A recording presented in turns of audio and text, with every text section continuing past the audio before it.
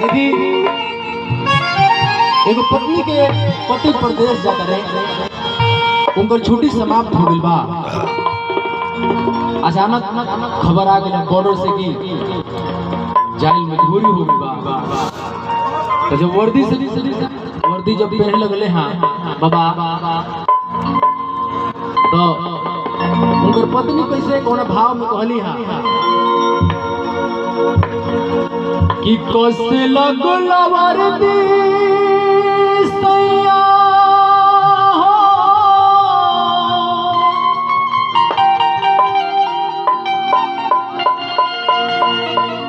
कि कैसे लगल वर्दी पिया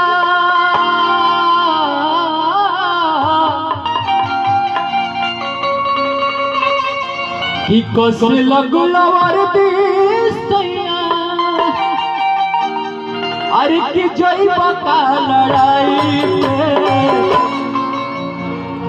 सुसुकी रोवे मेहंदी बनाई सुसुकी रोवे मेहंदी बनाई कैसे लगल वर्दी पिया कैसे लगल वर्दी सैया जइबा का लड़ाई में सुसुकी रोवे मेहंदी बनाई सुसुकी रोवे मेहंदी बनाई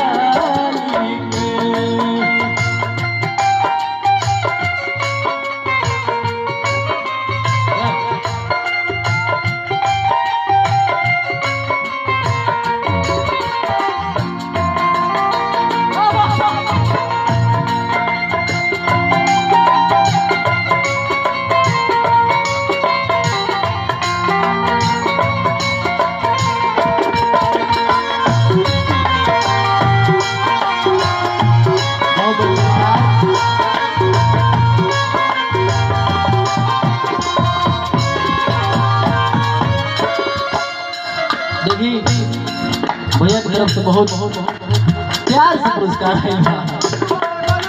बहुत बहुत धन्यवाद बाबा। आराम।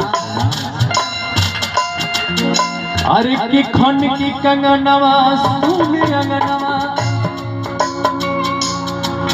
कैसे रहब राजा आजा तो हंस के अपना कि दिल से लगा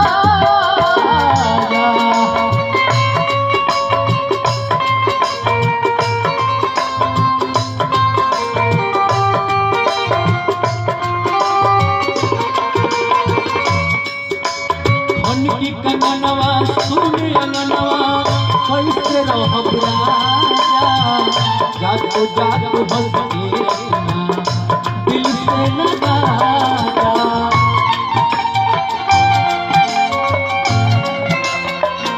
बड़ी याद आई